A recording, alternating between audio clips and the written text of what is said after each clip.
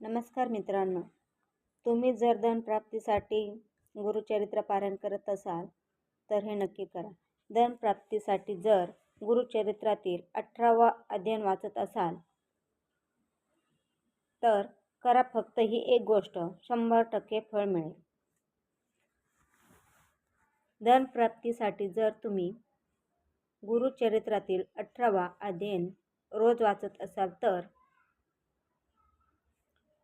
पुढे दिलेल्या मंत्राचा जप अध्याय वाचन झाल्यावर 21 वेळा केला तर त्या अध्यायाचे फळ त्वरित मिळते. मंत्र: दारिद्र्य विहप्रग्रह यश शांक भक्त तन्म श्री दत्त देव दारिद्र्यच्छो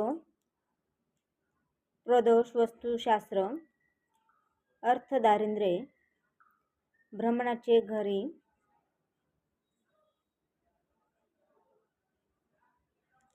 गेवड्याच्या शेंगा सेवन करून श्री नरसिंह सरस्वती महाराजांनी तसे त्यांचे दारिद्र्य दूर केले. तसेच दत्तकृपेने माझी गरिबी आणि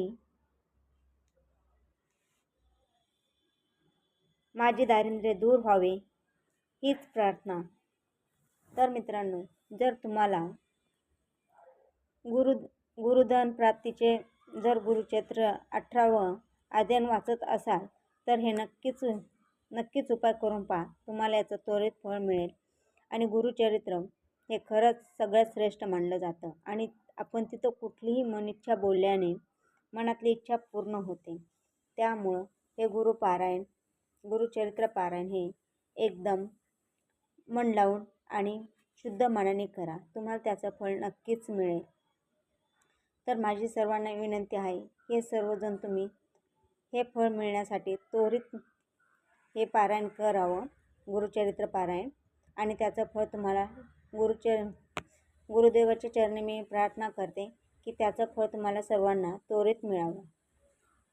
जी गुरुदेवाची भक्ती करतात, उपासना करतात, त्यांना हे त्वरित फळ मिळावे अशी गुरुचरणी माझी प्रार्थना. तर मित्रांनो, हा व्हिडिओ तुम्हाला आवडल्यास लाईक, कमेंट, शेअर करायला विसरू नका. आणि असेच आपले गुरुचरित्र पारायण स्वामींचे असेच व्हिडिओ पाहण्यासाठी चॅनलला सबस्क्राईब करायला विसरू नका. लाईक, कमेंट, शेअर नक्की करा. आणि जे स्वामींचे भक्त आहेत त्यांनी कमेंटमध्ये लिहा श्री स्वामी समर्थ.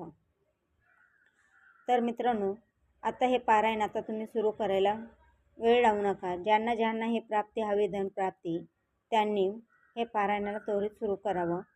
आता बघा, दिवाळी पूजन, महालक्ष्मी पूजन पण आले. महालक्ष्मीच्याही चरणी मी प्रार्थना करते की तुमच्या घरामध्ये लक्ष्मीचा वास हो आणि तुम्हाला भरभराटून धन लाभ हो, तुमची इच्छा सर्व पूर्ण हो. खरं तर मित्रांनो, सर्वांची इच्छा पूर्ण व्हायला हव्यात ना माझ्या मते. आणि मी सर्वांच्या याने मी प्रार्थना करते देवाला. गुरुदेवांनाही प्रार्थना करते आणि लक्ष्मीलाही प्रार्थना करते. सर्वांची इच्छा मनोकामना पूर्ण होवं. जे धनप्राप्तीसाठी गुरुचरित्रातील 18वा अध्याय वाचत असतील त्यांच्यासाठी मी ही प्रार्थना करते. गुरुदेव चरणी लक्ष्मीलाही प्रार्थना करते की त्यांची मनोकामना पूर्ण करा आणि त्यांच्या घरी मनमोकळ्यापणाने प्रवास करावा. आनंदाने सगळ्याच्या घरी सुख शांती मिळो हीच गुरुचरणी माझी प्रार्थना आहे.